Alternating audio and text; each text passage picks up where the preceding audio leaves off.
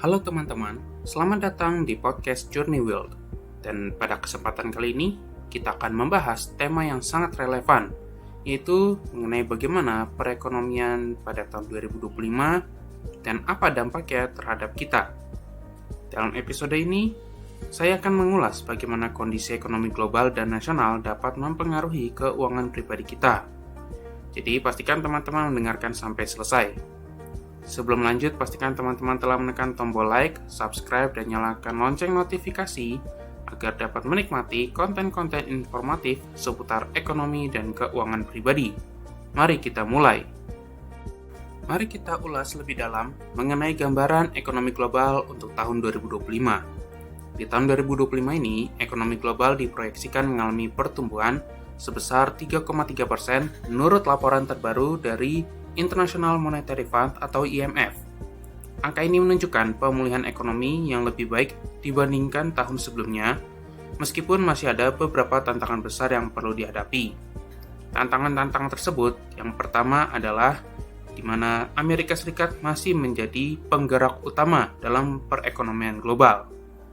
Perekonomian Amerika Serikat masih menjadi salah satu penggerak utama pertumbuhan global, dengan tingkat inflasi yang mulai terkendali dan kebijakan fiskal yang lebih terarah. Amerika Serikat diperkirakan mencatatkan pertumbuhan yang solid. Ini memberikan dampak positif pada perdagangan internasional, terutama bagi negara-negara yang memiliki hubungan dagang erat dengan Amerika Serikat. Namun, Amerika Serikat juga menerapkan beberapa kebijakan proteksionisme untuk melindungi industri domestik. Kebijakan seperti subsidi besar-besaran untuk sektor teknologi hijau dan energi terbarukan telah menuai kritik dari negara-negara mitra dagang, termasuk di Uni Eropa dan Asia. Proteksionisme semacam ini bisa memicu ketegangan dagang yang berdampak pada rantai pasokan global. Kemudian di bagian Eropa yang juga menghadapi tantangan. Ekonomi Uni Eropa sedang berada di bawah tekanan. Negara-negara besar seperti Jerman dan Prancis mengalami penurunan aktivitas manufaktur akibat melemahnya permintaan global dan transisi menuju ekonomi terbarukan yang lebih lambat dari yang diharapkan. Selain itu, konflik geopolitik dan ketidakpastian kebijakan perdagangan turut mempengaruhi stabilitas ekonomi kawasan ini. Meskipun demikian, negara-negara Eropa Timur seperti Polandia dan Republik Ceko menunjukkan pertumbuhan yang lebih baik karena investasi besar dari Uni Eropa untuk pengembangan infrastruktur dan teknologi digital. Lalu kemudian kita beralih ke benua Asia, yang dimana benua Asia ini tetap menjadi pusat pertumbuhan ekonomi dunia, terutama karena kontribusi dari dua kekuatan besar, yaitu Tiongkok dan India. Pertumbuhan ekonomi Tiongkok diperkirakan tetap stabil di sekitar 4,5-5%, meskipun menghadapi tantangan seperti krisis properti dan penurunan konsumsi domestik. Pemerintah Tiongkok terus mendorong investasi di sektor teknologi tinggi dan energi hijau untuk mempertahankan daya saing ekonomi mereka. India diproyeksikan menjadi salah satu negara dengan pertumbuhan tercepat di dunia, yaitu sekitar 6-7%. Reformasi ekonomi dan peningkatan investasi asing menjadi faktor utama yang mendorong percepatan ini. Selain itu, populasi muda yang besar memberikan potensi pasar yang luas bagi investasi global. Kemudian kita masuk ke negara berkembang dan pasar baru, di mana negara-negara berkembang termasuk Indonesia, Brasil, dan Vietnam menunjukkan tren pertumbuhan yang stabil. Pasar-pasar ini menarik perhatian investor global karena biaya tenaga kerja yang lebih kompetitif dan potensi pasar domestik yang besar. Namun risiko yang dihadapi oleh negara-negara ini adalah fluktuasi mata uang, ketergantungan pada komoditas, dan ketidakpastian geopolitik. Meskipun ada optimisme, ekonomi global juga menghadapi beberapa risiko utama. Yang pertama adalah ketegangan geopolitik, di mana terjadi konflik di berbagai wilayah seperti Eropa Timur dan Timur Tengah dapat memicu ketidakstabilan energi dan perdagangan. Lalu adanya proteksionisme, yang dimana kebijakan ini seperti tarif perdagangan dan subsidi industri yang berlebihan dapat menghambat pertumbuhan global dan memicu tindakan balasan dari negara lain. Lalu ada juga faktor perubahan iklim, di mana terjadi bencana alam akibat perubahan iklim memberikan dampak signifikan pada produktivitas sektor pertanian dan infrastruktur di berbagai negara. Lalu ada teknologi dan disrupsi digital yang merupakan bentuk transisi ke teknologi baru seperti kecerdasan buatan atau AI dan otomatisasi dapat menciptakan ketimpangan terutama di pasar tenaga kerja. Dengan dinamika ekonomi global ini, memberikan peluang sekaligus tantangan bagi Indonesia. Di satu sisi, stabilitas ekonomi global membuka peluang ekspor yang lebih besar, terutama untuk sektor unggulan seperti produk agrikultur, tambang, dan tekstil. Di sisi lain, kita harus siap menghadapi dampak dari proteksionisme dan fluktuasi pasar internasional. Kesimpulannya, ekonomi global pada tahun 2025 memberikan sinyal pemulihan, namun penuh dengan tantangan yang memerlukan strategi adaptasi. Sebagai individu, penting bagi kita untuk memahami gambaran besar ini agar bisa mengelola keuangan pribadi dengan lebih bijak, terutama dalam berinvestasi dan mengambil keputusan ekonomi. Sekarang kita fokus pada Indonesia, negara yang memiliki potensi besar dalam menghadapi dinamika ekonomi global. Di tahun 2025 ini, diproyeksikan menjadi tahun yang menjanjikan bagi perekonomian nasional, meskipun dengan beberapa tantangan yang harus dihadapi. Bank Dunia dan OECD memperkirakan pertumbuhan ekonomi Indonesia pada tahun 2025 berada di kisaran 5,1 hingga 5,2%. Proyeksi ini lebih tinggi dibandingkan rata-rata pertumbuhan beberapa negara di Asia Tenggara yang menunjukkan daya tahan ekonomi Indonesia yang cukup baik. Faktor utama yang mendorong pertumbuhan ini adalah konsumsi rumah tangga sebagai kontributor terbesar PDB Indonesia yang diproyeksikan tetap kuat. Hal ini didorong oleh stabilitas harga barang kebutuhan pokok dan meningkatnya daya beli masyarakat. Kemudian investasi yang terus didorong oleh pemerintah agar bisa semakin berkembang di sektor infrastruktur, teknologi, dan energi terbarukan yang menjadi fokus utamanya, di mana sumbernya bisa berupa domestik maupun dari pihak asing. Proyek besar seperti Ibu Kota Nusantara atau IKN menjadi katalis utamanya. Kemudian juga ada ekspor, yang dimana meski permintaan global bervariasi, ekspor produk unggulan seperti batu bara, nikel, dan produk agrikultur tetap menjadi andalan. Kemudian pemerintah Indonesia juga diperkirakan akan mempertahankan kebijakan fiskal yang ekspansif dengan fokus pada pembangunan infrastruktur dan program perlindungan sosial. Beberapa langkah strategis yang diambil berupa subsidi energi yang lebih tertarget, di mana pemerintah mulai mengurangi subsidi energi yang tidak tepat sasaran dan mengalihkannya untuk mendukung kelompok masyarakat yang kurang mampu. Lalu ada konsolidasi fiskal, yang dimana dengan upaya untuk mengurangi defisit anggaran, pemerintah tetap menjaga belanja produktif untuk mendukung pertumbuhan ekonomi. Dari sisi moneter, Bank Indonesia telah menurunkan suku bunga acuan jadi 5,75% untuk mendorong investasi dan konsumsi. Suku bunga yang telah diturunkan ini diharapkan dapat merangsang pertumbuhan sektor-sektor seperti properti dan UMKM. Kemudian pemerintah Indonesia terus mendorong transformasi ekonomi menuju digitalisasi dan keberlanjutan. Ada beberapa sektor yang menjadi perhatian utama. Pertama adalah ekonomi digital, di mana nilai ekonomi digital Indonesia diproyeksikan mencapai 130 miliar US dollar pada tahun 2025. Didorong oleh adopsi e-commerce, fintech, dan teknologi berbasis AI. Kemudian ada energi terbarukan, di mana pemerintah menargetkan kontribusi energi terbarukan sebesar 23% dalam bauran energi nasional pada tahun 2025, seiring dengan peningkatan investasi di sektor ini. Meskipun prospek pertumbuhan positif, ada beberapa tantangan yang harus diatasi. Pertama adalah ketergantungan pada komoditas, di mana harga komoditas yang fluktuatif seperti batu bara dan minyak sawit dapat mempengaruhi pendapatan negara dan ekspor. Kemudian ada ketidakpastian global, di mana ada ketegangan geopolitik dan kebijakan proteksionisme. Negara-negara besar dapat berdampak pada perdagangan dan investasi. Lalu ada disparitas pembangunan, di mana pembangunan ekonomi yang masih terpusat di Pulau Jawa menjadi pekerjaan rumah untuk mendorong pemerataan di wilayah lain di Indonesia. Proyeksi ekonomi ini membawa beberapa dampak langsung pada masyarakat, terutama dari sektor lapangan kerja, seperti konstruksi, teknologi, dan manufaktur, Sektor-sektor tersebut diperkirakan membuka lebih banyak lapangan kerja, terutama untuk tenaga kerja terampil. Lalu, adanya inflasi yang terkendali, di mana dengan tingkat inflasi diperkirakan tetap di bawah 4%, daya beli masyarakat dapat terjaga. Lalu, dengan stabilitas ekonomi, memberikan peluang investasi yang lebih menarik di pasar saham, properti, dan UMKM. Dari potensi dan tantangan ini, kita perlu bersikap optimis, namun tetap waspada. Pemerintah telah menyusun berbagai strategi untuk menjaga stabilitas dan mendorong pertumbuhan ekonomi.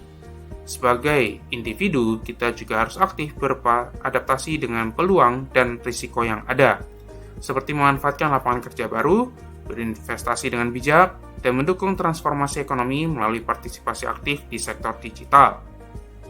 Setelah membahas mengenai gambaran umum perekonomian secara global dan juga proyeksi ekonomi Indonesia, sekarang kita masuk ke inti pembahasan, yaitu bagaimana kondisi ekonomi makro seperti pertumbuhan ekonomi, inflasi, dan suku bunga mempengaruhi keuangan pribadi kita.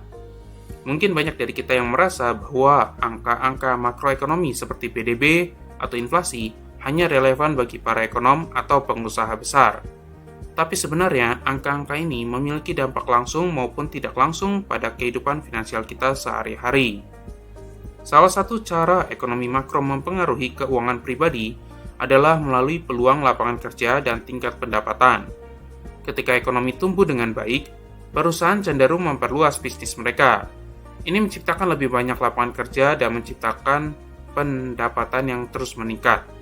Sebagai contoh, pada tahun 2025, pertumbuhan ekonomi Indonesia diproyeksikan mencapai 5,1%. Hal ini diharapkan menciptakan lebih banyak lapangan kerja di sektor teknologi, manufaktur, dan infrastruktur, seiring dengan investasi pemerintah di proyek-proyek strategis. Namun jika ekonomi melambat atau terjadi resesi, perusahaan mungkin akan mengurangi karyawan atau menahan kenaikan gaji. Ini berdampak langsung pada stabilitas keuangan kita. Bagi kita sebagai individu, penting untuk selalu meningkatkan keterampilan agar relevan dengan kebutuhan pasar kerja, terutama di sektor-sektor yang sedang berkembang seperti teknologi digital. Inflasi adalah salah satu indikator ekonomi yang paling dirasakan dampaknya oleh masyarakat. Ketika inflasi meningkat, harga barang dan jasa naik, sehingga daya beli kita menurun. Misalnya, jika inflasi tahunan berada di angka 3%, itu berarti harga barang kebutuhan pokok seperti beras, minyak goreng, dan listrik akan naik sebesar kurang lebih 3% dibandingkan tahun sebelumnya. Jika pendapatan kita tidak naik seiring dengan inflasi, maka kita akan merasa lebih miskin karena pengeluaran untuk kebutuhan pokok meningkat. Untuk mengatasi dampak inflasi pada keuangan pribadi, kita perlu membuat anggaran yang fleksibel dan menyesuaikan prioritas pengeluaran, kemudian mencari cara untuk meningkatkan pendapatan, seperti mencari pekerjaan sampingan atau mengembangkan keterampilan baru, lalu mempertimbangkan investasi yang dapat mengimbangi inflasi, seperti reksadana, emas, atau obligasi. Suku bunga yang ditetapkan oleh Bank Indonesia memiliki dampak besar pada keputusan keuangan pribadi, terutama bagi mereka yang memiliki pinjaman atau simpanan. Ketika suku bunga rendah, biaya untuk meminjam uang menjadi lebih murah. Misalnya bunga KPR atau kredit kendaraan turun, sehingga cicilan bulanan Anda menjadi lebih ringan. Sebaliknya, jika suku bunga naik, cicilan Anda akan lebih besar yang bisa membebani keuangan bulanan. Tetapi, suku bunga rendah juga berarti bunga tabungan akan kecil. Ini membuat orang mencari alternatif investasi yang lebih menguntungkan, seperti deposito, obligasi, atau saham. Jika Anda mengandalkan bunga dari tabungan untuk penghasilan pasif, penting untuk mencari opsi yang lebih optimal. Sebagai individu, kita perlu menyesuaikan strategi keuangan berdasarkan situasi suku bunga. Misalnya, jika bunga rendah, itu waktu yang baik untuk melunasi utang atau berinvestasi lebih agresif. Sebaliknya, jika suku bunga tinggi, menabung lebih banyak di instrumen yang aman bisa menjadi pilihan. Kemudian kebijakan fiskal seperti subsidi atau pajak juga mempengaruhi keuangan pribadi kita. Pemerintah sering menggunakan kebijakan ini untuk mengatur ekonomi, tetapi dampaknya langsung terasa oleh masyarakat.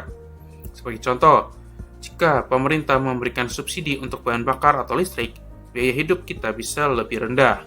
Namun jika subsidi dikurangi, pengeluaran bulanan untuk transportasi atau listrik bisa meningkat.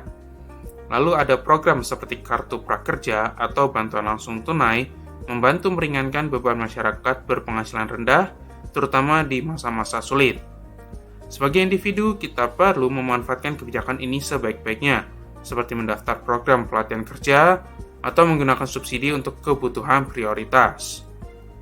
Nilai tukar mata uang juga memainkan peran penting, terutama bagi mereka yang terlibat dalam bisnis internasional atau memiliki keperluan yang bergantung pada barang impor. Jika rupiah melemah terhadap dolar Amerika Serikat, harga barang impor seperti elektronik atau bahan baku industri akan meningkat. Ini bisa mempengaruhi biaya hidup kita, terutama jika banyak produk yang kita gunakan berasal dari luar negeri. Sebaliknya, jika rupiah menguat, biaya barang impor menurun yang bisa memberikan keuntungan bagi konsumen. Untuk melindungi keuangan pribadi dari risiko fluktuasi nilai tukar, kita bisa mengurangi ketergantungan pada barang impor dan meningkatkan pendapatan dalam bentuk mata uang asing, misalnya melalui pekerjaan lepas atau freelance untuk klien internasional. Kondisi ekonomi makro juga menentukan performa pasar investasi seperti saham, obligasi, dan properti. Ketika ekonomi tumbuh stabil, pasar investasi biasanya juga memberikan keuntungan yang baik. Sebaliknya, jika ada ketidakpastian ekonomi, pasar bisa menjadi volatil yang membutuhkan kehati-hatian lebih dalam berinvestasi. Sebagai contoh, di tahun 2025 dengan pertumbuhan ekonomi yang stabil, pasar saham di sektor infrastruktur dan teknologi diperkirakan akan berkembang. Obligasi pemerintah menjadi pilihan menarik karena menawarkan imbal hasil yang lebih tinggi dibandingkan tabungan, terutama di saat suku bunga rendah. Jadi, dapat kita simpulkan bahwa ekonomi makro sangat mempengaruhi keuangan pribadi kita, mulai dari peluang kerja, daya beli, hingga keputusan investasi. Dengan memahami kondisi makroekonomi, kita bisa lebih bijak dalam mengelola keuangan dan memanfaatkan peluang yang ada. Sekarang, mari kita fokus pada salah satu elemen ekonomi makro yang sering menjadi sorotan, yaitu kebijakan moneter dan suku bunga. Kebijakan ini dikelola oleh Bank Sentral. Di Indonesia, Bank Sentralnya adalah Bank Indonesia, dan memiliki dampak besar pada banyak aspek kehidupan kita, termasuk dalam hal keuangan pribadi. Apa itu kebijakan moneter? Kebijakan moneter adalah langkah-langkah yang diambil oleh Bank Indonesia untuk mengelola jumlah uang yang beredar di ekonomi dan mengendalikan tingkat suku bunga demi mencapai tujuan tertentu, seperti menjaga stabilitas harga, mendorong pertumbuhan ekonomi, dan mengelola nilai tukar mata uang. Kebijakan moneter terbagi menjadi dua jenis utama. Yang pertama adalah kebijakan moneter ekspansif, yaitu Bank Indonesia menurunkan suku bunga atau meningkatkan jumlah uang beredar untuk mendorong pertumbuhan ekonomi. Yang kedua adalah kebijakan moneter kontraktif, yaitu Bank Indonesia menaikkan suku bunga atau mengurangi jumlah uang beredar untuk mengendalikan inflasi yang tinggi. Apa itu suku bunga? Suku bunga adalah biaya yang harus dibayar ketika seseorang meminjam uang atau imbal hasil yang diperoleh ketika seseorang menyimpan uang di bank. Suku bunga menjadi salah satu instrumen utama dalam kebijakan moneter karena dapat mengendalikan aktivitas pinjaman dan investasi, konsumsi masyarakat, serta stabilitas nilai mata uang. Suku bunga yang tinggi biasanya menekan konsumsi dan investasi, sedangkan suku bunga rendah mendorong aktivitas ekonomi. Dampak langsung suku bunga pada keuangan pribadi bisa terlihat yang pertama dari pinjaman dan kredit, di mana suku bunga secara langsung mempengaruhi biaya pinjaman. Ketika suku bunga rendah, maka biaya pinjaman turun.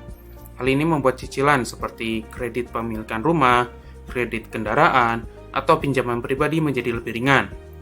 Contohnya, bunga KPR 5% per tahun lebih terjangkau dibandingkan bunga 8% per tahun. Sebaliknya, saat suku bunga naik, cicilan kredit akan menjadi lebih mahal. Ini biasanya mengurangi minat masyarakat untuk meminjam uang. Sebagai individu, penting untuk mempertimbangkan perubahan suku bunga ketika berencana mengambil pinjaman besar, seperti KPR. Ketika suku bunga rendah, itu waktu terbaik untuk mengajukan kredit atau refinancing utang. Yang kedua adalah dari tabungan dan deposito. Suku bunga juga mempengaruhi hasil dari tabungan atau deposito. Ketika suku bunga tinggi atau suku bunga naik, bunga tabungan dan deposito biasanya meningkat. Hal ini menarik bagi orang yang ingin menyimpan uang di bank karena mereka mendapatkan imbal hasil lebih besar. Sebaliknya, bunga tabungan menjadi kecil saat suku bunga turun. Hal ini mendorong individu untuk mencari alternatif investasi yang lebih menguntungkan, seperti reksadana, obligasi, atau saham. Yang ketiga adalah terkait investasi dan portofolio keuangan, di mana perubahan suku bunga juga berdampak pada berbagai jenis investasi. Ketika suku bunga rendah, pasar saham biasanya tumbuh karena investor cenderung memilih aset berisiko dengan potensi imbal hasil lebih tinggi. Namun, saat suku bunga tinggi, pasar saham bisa melemah karena investor berpindah ke instrumen yang lebih aman seperti obligasi. Kemudian harga obligasi menjadi hubungan terbalik dengan suku bunga. Ketika suku bunga naik, harga obligasi turun, tetapi imbal hasilnya meningkat. Sebaliknya, saat suku bunga turun, harga obligasi menjadi naik. Kemudian suku bunga rendah juga mendorong kenaikan investasi di properti karena kredit rumah menjadi lebih terjangkau. Sebagai individu, penting untuk menyesuaikan strategi investasi dengan kondisi suku bunga. Misalnya, saat suku bunga rendah, diversifikasi ke pasar saham atau properti bisa menjadi suatu pilihan yang bagus. Kemudian, kebijakan moneter erat kaitannya dengan pengendalian inflasi. Saat inflasi tinggi, Bank Indonesia biasanya menaikkan suku bunga untuk mengurangi permintaan di pasar, sehingga harga barang dan jasa dapat terkendali. Sebaliknya, jika inflasi terlalu rendah atau terjadi risiko deflasi, Bank Indonesia akan menurunkan suku bunga untuk mendorong konsumsi dan investasi. Bagi individu, inflasi yang tinggi dapat menggerus daya beli. Oleh karena itu, memahami kebijakan moneter dapat membantu kita membuat keputusan keuangan yang lebih baik, seperti menyimpan uang di instrumen yang memberikan imbal hasil di atas tingkat inflasi dan menghindari penumpukan utang konsumtif pada saat suku bunga tinggi. Mari kita hubungkan ini dengan proyeksi tahun 2025 untuk perekonomian Indonesia. Bank Indonesia diperkirakan akan mempertahankan suku bunga di level moderat, yaitu sekitar 5,75%, untuk menjaga keseimbangan antara pertumbuhan ekonomi dan pengendalian inflasi. Dengan suku bunga ini, masyarakat dapat menikmati bunga kredit yang terjangkau, terutama untuk pembelian rumah atau kendaraan.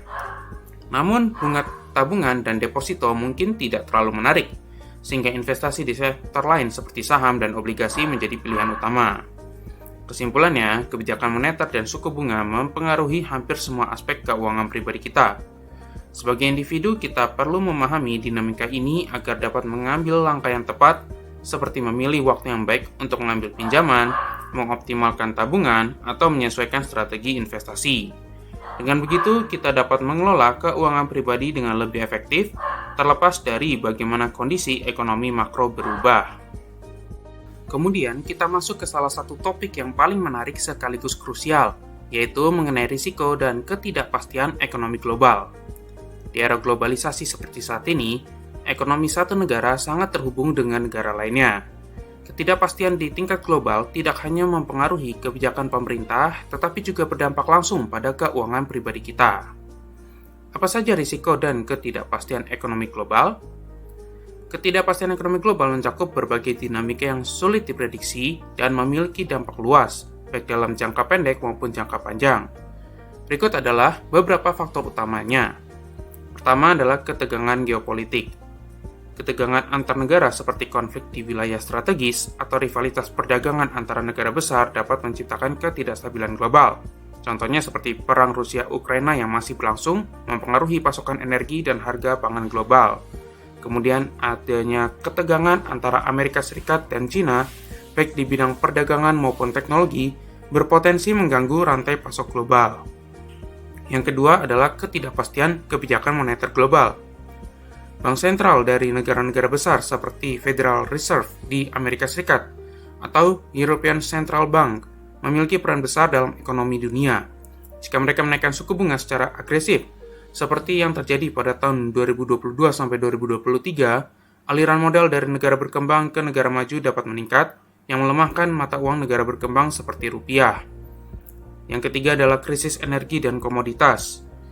Harga energi seperti minyak dan gas sangat rentan terhadap ketidakpastian global. Misalnya gangguan pasokan akibat konflik geopolitik dapat memicu lonjakan harga, seperti yang terjadi selama perang Rusia-Ukraina.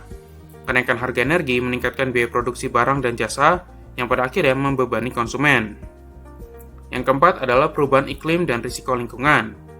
Bencana alam yang semakin sering akibat perubahan iklim seperti banjir, kekeringan, atau badai mengganggu produksi pangan dan infrastruktur ekonomi global. Ini meningkatkan risiko ketidakpastian terutama di sektor agrikultur dan logistik. Yang kelima adalah pandemi dan kesehatan global. Meskipun pandemi COVID-19 mulai terkendali, risiko munculnya pandemi baru tetap ada.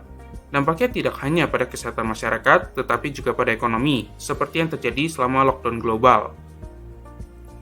Indonesia sebagai bagian dari ekonomi global tidak terlepas dari dampak ketidakpastian ini. Pengaruhnya, yang pertama adalah ketergantungan pada ekspor komoditas, di mana Indonesia merupakan salah satu eksportir utama komoditas seperti batu bara, minyak kelapa, sawit, dan nikel. Harga komoditas ini sangat dipengaruhi oleh permintaan global. Jika terjadi perlambatan ekonomi di negara konsumen utama seperti Cina, pendapatan ekspor Indonesia bisa menurun. Yang kedua adalah tekanan pada nilai tukar rupiah. Ketika ketidakpastian global meningkat, investor cenderung menarik dananya dari pasar negara berkembang dan memindahkannya ke aset yang lebih aman di negara maju. Hal ini dapat melemahkan nilai tukar rupiah yang pada akhirnya membuat barang-barang impor menjadi lebih mahal. Yang ketiga adalah dampak pada sektor pariwisata. Ketidakpastian global seperti pandemi atau konflik internasional dapat mengurangi arus wisatawan asing ke Indonesia. Ini berdampak langsung pada sektor pariwisata, terutama di daerah seperti Bali dan Lombok yang sangat bergantung pada turis mancanegara. Yang keempat adalah kenaikan harga energi dan pangan.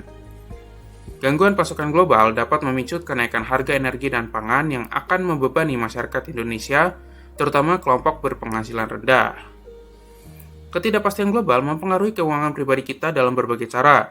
Seperti yang pertama adalah inflasi yang tidak terkendali. Ketika harga barang impor naik akibat pelemahan nilai tukar atau gangguan pasokan global, inflasi domestik bisa meningkat. Ini mengurangi daya beli masyarakat dan menambah beban pengeluaran rumah tangga.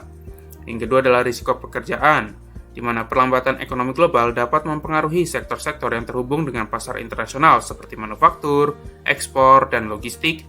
Ini meningkatkan risiko PHK atau stagnasi upah bagi pekerja di sektor tersebut. Yang ketiga adalah ketidakpastian investasi, di mana pasar investasi seperti saham seringkali bergejolak selama periode ketidakpastian global. Hal ini membuat investor harus lebih berhati-hati dalam mengambil keputusan. Yang keempat adalah kenaikan biaya kredit. Jika Bank Indonesia menaikkan suku bunga untuk menstabilkan rupiah, biaya pinjaman akan naik. Ini berarti cicilan kredit seperti KPR atau pinjaman kendaraan menjadi lebih mahal. Sebagai individu, kita tidak bisa mengendalikan ketidakpastian global, tetapi kita bisa mengambil langkah-langkah untuk meminimalkan dampaknya pada keuangan pribadi kita. Yang pertama adalah melalui diversifikasi sumber pendapatan. Memiliki lebih dari satu sumber pendapatan seperti pekerjaan sampingan atau investasi dapat membantu melindungi keuangan Anda dari risiko kehilangan pekerjaan. Yang kedua adalah menyusun dana darurat. Dana darurat yang cukup setidaknya 3-6 bulan pengeluaran sangat penting untuk menghadapi situasi tak terduga seperti kenaikan biaya hidup atau kehilangan pekerjaan. Yang ketiga adalah berinvestasi dengan bijak. Pilihlah instrumen investasi yang lebih aman selama periode ketidakpastian seperti obligasi pemerintah atau emas. Jangan tergoda oleh investasi berisiko tinggi tanpa analisis yang mendalam. Yang keempat adalah mengelola utang dengan hati-hati. Hindari mengambil utang konsumtif selama periode ketidakpastian global. Fokuslah pada pelunasan utang yang sudah ada untuk mengurangi beban keuangan. Yang kelima adalah mengurangi ketergantungan pada barang impor. Dengan memilih produk lokal, Anda tidak hanya mengurangi dampak kenaikan harga impor, tetapi juga membantu perekonomian nasional. Ketidakpastian global memang menjadi tantangan besar. Tetapi dengan strategi keuangan yang tepat, kita bisa meminimalkan dampaknya pada kehidupan sehari-hari. Yang terpenting adalah tetap waspada, mengikuti perkembangan ekonomi, dan selalu siap untuk beradaptasi. Setelah memahami berbagai faktor ekonomi global dan nasional, kita tiba di bagian yang paling praktis, yaitu langkah-langkah mengelola keuangan pribadi di tahun 2025. Dalam kondisi ekonomi yang penuh tantangan dan peluang, pengelolaan keuangan yang bijak menjadi kunci untuk mencapai stabilitas finansial. Mari kita bahas langkah-langkah penting yang dapat Anda ambil. Yang pertama adalah membuat anggaran yang realistis. Anggaran adalah fondasi utama dalam mengelola keuangan pribadi. Di tahun 2025, di mana inflasi mungkin meningkat dan harga barang serta jasa berfluktuasi, memiliki anggaran yang realistis menjadi sangat penting. Langkah-langkah untuk membuat anggaran adalah: yang pertama, tentukan prioritas. Identifikasi kebutuhan utama seperti pangan, tempat tinggal, dan kesehatan sebelum mengalokasikan dana untuk kebutuhan lain. Yang kedua adalah mengalokasikan dana menggunakan metode tertentu, contohnya seperti 50-30-20, di mana 50% untuk kebutuhan dasar seperti makan, transportasi, dan tagihan, 30% untuk keinginan seperti hiburan dan belanja non-esensial, dan 20% untuk tabungan dan investasi. Tentunya ini disesuaikan dengan hal yang teman-teman inginkan, dengan alokasi dana yang sesuai dengan kebutuhan dan kondisi keuangan teman-teman. Kemudian menggunakan aplikasi keuangan sebagai langkah berikutnya, yang dimana bisa teman-teman manfaatkan. Teman-teman bisa download mungkin dari Play Store atau juga mungkin iOS. Tentunya ada banyak sekali aplikasi-aplikasi keuangan yang bisa melacak pengeluaran harian Anda. Yang kedua adalah memiliki dana darurat yang memadai. Di tahun 2025 ini mungkin masih diwarnai oleh ketidakpastian ekonomi global, sehingga memiliki dana darurat adalah keharusan. Dana darurat memberikan perlindungan finansial jika terjadi situasi tak terduga, seperti kehilangan pekerjaan atau kenaikan biaya hidup. Jumlah idealnya adalah sebesar 3-6 bulan pengeluaran bulanan Anda. Jika Anda memiliki tanggungan atau bekerja di sektor yang rawan terkena dampak ekonomi global, pertimbangkan untuk menambah hingga 12 bulan. Kemudian tempat penyimpanannya bisa di rekening tabungan atau instrumen yang mudah dicairkan seperti deposito atau reksadana pasar uang. Yang ketiga adalah mengelola utang dengan bijak. Di tahun 2025 ini, kemungkinan adanya perubahan suku bunga membuat pengelolaan utang menjadi lebih penting. Suku bunga yang tinggi dapat meningkatkan biaya pinjaman, sementara suku bunga rendah bisa menjadi peluang untuk melunasi utang lebih cepat. Tips yang bisa digunakan adalah dengan prioritaskan pelunasan utang berbunga tinggi yang dapat difokuskan kepada pembayaran kartu kredit atau pinjaman konsumtif dengan bunga tinggi. Kemudian refinancing utang, jika suku bunga turun, pertimbangkan refinancing KPR atau pinjaman lain untuk mengurangi cicilan bulanan. Lalu hindari utang baru, di mana perlu untuk belajar menahan diri untuk tidak mengambil utang konsumtif kecuali benar-benar diperlukan dan mampu dikelola. Yang keempat adalah diversifikasi investasi. Investasi adalah cara efektif untuk melindungi nilai uang Anda dari inflasi.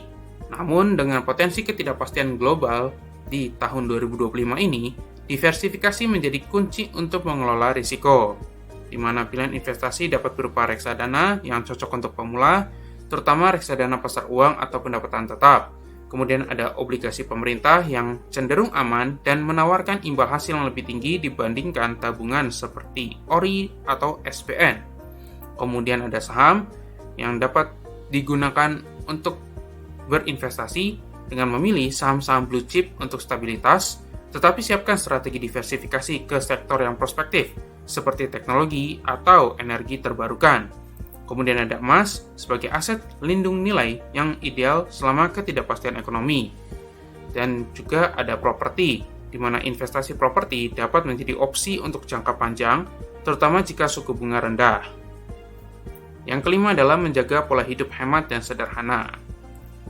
Kenaikan harga barang dan jasa di tahun 2025 ini akan membuat pengelolaan pengeluaran menjadi tantangan.